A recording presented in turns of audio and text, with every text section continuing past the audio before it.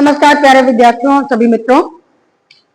आज आपका स्वागत है उमा लिटरेचर एकेडमी पर। स्वागत है। आज हम पढ़ेंगे विद्यार्थियों कार्ल मार्क्स को। ठीक है, उसके जीवन के बारे में, उसके जीवन वृत्ति को हम जानेंगे। उनका जन्म 1818 ईस्वी और उनका अंत या मृत्यु उनकी 1883 ईस्वी है। तो उनकी प्रमुख कृति जो जानी जाती है, जो सबसे प्रसिद्ध कृति है, वो है दास कैपिटल।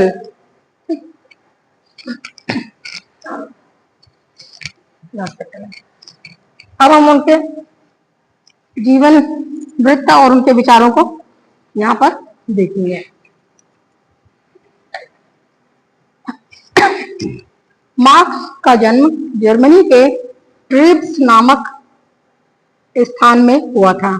जर्मनी में ट्रीब्स नामक स्थान था जहां पर उनका जन्म हुआ था। बाद में थे तो वो जर्मनी निवासी और बाद में उन्होंने ईसाई धर्म स्वीकार कर लिया था।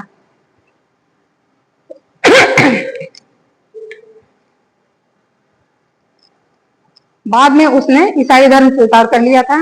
उसने एपिक्यूरस के भौतिकवादी दर्शन पर शोध कार्य करके, प्राचीन दार्शनिक थे भौतिकवादी एपिक्यूरस, उनका उन पर प्रभाव पड़ा और उनके दर्शन पर शोध कार्य करके उसने एक भौतिक निबंध लिखा, जिसके लिए उसे विद्यावारिधि या पीएचडी की उपाधि प्राप्त हुई थी। विद्यावारिधि किसको कहते हैं? तो हम लोग कहते हैं डॉक्टरेट या पीएचडी करना। ठीक है, नाम क्या है? डॉक्टर का लगना। इसमें इसकी उपाधि को हिंदी में कहेंगे विद्यावारिधि। तो उसने इस पर शोध किया, किस पर? एपिक्यूरस पर एक शोध किया, उसके भौतिक वादी दर्शन पर शोध किया और उसने पीएचडी कर ली। विश्वविद्यालय में उसे अध्यापन कार्य नहीं मिल सका। क्यों? क्योंकि वह उग्रवादी विचारधारा का था। उसके विचार बड़े ही समाज के हिसाब से बहुत ही उग्र थे उस समय, इसलिए उसको यूनिवर्सिटी में या विश्वविद्यालय में अध्यापन का कार्य ही नहीं मिला। उसकी प्रतिभा पत्रकारिता के काम आई। अब उसने क्या किया? पत्रकारिता करना शुरू किया। तो पत्रकारिता में उसने अपनी प्रतिभा को निखारा। विचारों की उग्रता के कारण उसे जर्मनी छोड़कर पेरिस जाना पड़ा, अपना देश छोड़ना पड़ा और वह फ्रांस की राजधानी पेरिस में चला गया। वहां से भी वह निर्वासित हुआ और वह ब्रुसेल्स गया। बाद में उसे भाग कर, देखिए अब मतलब अपने उग्र विचारों के कारण उसे विभिन्न शहरों से भागना पड़ रहा था। बाद में उसे भागकर लंदन में शरण लेनी पड़ी। वो कहाँ आ गया? अब ब्रिटेन में, लंदन में आ गया। उसका शेष जीवन वहीं कट गया। कार्ल मार्क्स का शेष जीवन उसने अपना कहाँ, जर्मनी से स्टार्ट हुआ सफर और लंदन पर आकर खत्म हुआ। उसका शेष जीवन वहीं कटा, लंदन में। वहां उसे घोर दरिद्रता और कष्टों का जीवन व्यतीत करना पड़ा। ठीक है, अब हम उसके चिंतन की जो पृष्ठभूमि है थोड़ा सा उस पर ध्यान देंगे। मार्क्स के चिंतन की जो पृष्ठभूमि है, औद्योगिक क्रांति, जो उस समय उसके टाइम में औद्योगिक क्रांतियां हो रही थी। हीगेल का द्वंद्ववाद, हम हीगेल को पहले पढ़ चुके हैं। उनका वैचारिक द्वंद्ववाद था और उसको उसने बिल्कुल वही लगभग लिया, लेकिन इसको वैचारिक से बौद्धिकता या नैतिकता, आध्यात्मिकता से इसने भौतिकता की तरफ इस बात को मोड़ा। द्वंद्ववाद का दर्शन इसका भी है, लेकिन इनका भौतिक द्वंद्ववाद है, जबकि हीगेल का वैचारिक बौद्धिक द्वंद्ववाद है। मार्क्स के चिंतन की पृष्ठभूमि औद्योगिक क्रांति, हीगेल का द्वंद्ववाद, फ्रांसीसी समाजवाद और अंग्रेजी समाजवाद है। उस समय फ्रांस और इंग्लैंड में वगैरह में समाजवाद यानी सभी मतलब मनुष्य को लगभग समानता मिलनी चाहिए, ऐसा समाजवाद आया, ऐसा वातावरण था उस समय। समाजवाद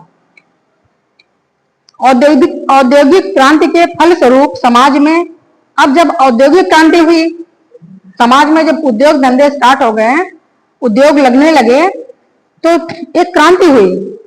तो इसके फलस्वरूप समाज में, औद्योगिक क्रांति के फलस्वरूप क्या हुआ? समाज में मजदूर वर्ग और पूंजीपति वर्ग का जन्म हुआ। जब मानव की अपनी मैनुअल चीजें खत्म हुई, उद्योगों पर आने लगी, मशीनें लगने लगी। उद्योग का मतलब होता है बड़ी बड़ी मशीनों का लग जाना कार्य करने के लिए, जिससे कि सुविधा हो जाए, समय की बचत हो, इसलिए मानव ने मशीनें लगाई। हाथ से जो कार्य करने में 4, 6, 8 घंटे लगते हैं, 10 घंटे लगते हैं, मशीनों से वो 1 घंटे 2 घंटे में काम खत्म हो जाता है। तो यहाँ पर मशीनों में कौन कौन लगे? एक तो जिसने पैसा लगाया, जिसने मशीनें लगाई, वो पूंजीपति वर्ग हो गया, और उन मशीनों पर जिसने काम किया वो मजदूर वर्ग हुआ।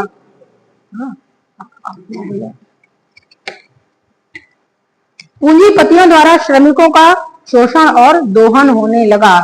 अब यहाँ पर पूंजीपतियों ने श्रमिकों को उनके श्रम के हिसाब से कम उनका धन दिया, कम वेतन दिया, और उनका इस प्रकार से शोषण होने लगा, यानी कम पैसे पर वो अधिक काम उनसे लेने लगे। ठीक है।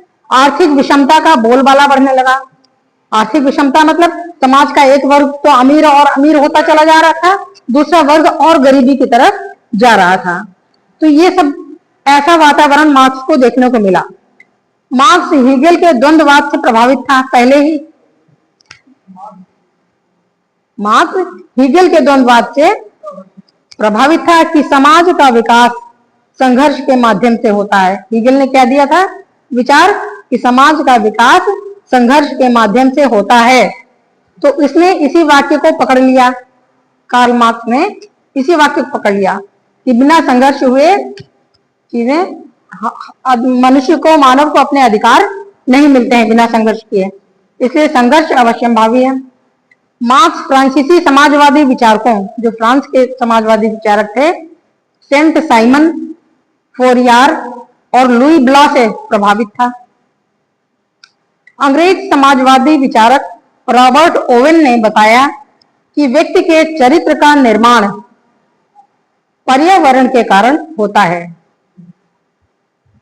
रॉबर्ट ओवेन का क्या कथन है कि मनुष्य जहां जिस माहौल में रहता है, परियावरण का मतलब हमारे चारों तरफ का जो परिस्थितियां हैं, माहौल है, जो चाहे भौगोलिक परिस्थितियां हो और चाहे आर्थिक परिस्थितियां हो, तो उस प्रकार से ही व्यक्ति के चरित्र का निर्माण भी होता है और उसका विकास भी होता है। जो जिस परिस्थिति में है, इसीलिए कोई आगे है, कोई पीछे है। ठीक है।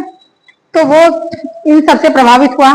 तो अपने परम मित्र फ्रेडरिक एंगल्स के सहयोग से मार्क्स ने अनेक रचनाएं की। अब उसने लिखना शुरू किया और अपने मित्र के माध्यम साथ में मिलकर उसने बहुत सारी अनेक रचनाएं रच डाली, लिखा उसने। इसमें हीगेल की अधिकार संबंधी धारणा की एक प्रस्तावना, इसका अंग्रेजी वर्जन है an introduction to the criticism of Hegel's philosophy of right. पवित्र परिवार अर्थात होली फैमिली, ये उसकी रचनाएं हैं। दर्शन की दरिद्रता, पॉवर्टी ऑफ फिलॉसफी, उसने कहा दर्शन में भी दरिद्रता छिपी हुई है, लोग ठीक से देख नहीं पा रहे हैं, उसमें भी दरिद्र है। पॉवर्टी ऑफ फिलॉसफी, राजनीतिक अर्थव्यवस्था का विवेचन, इंग्लिश में इसका नाम है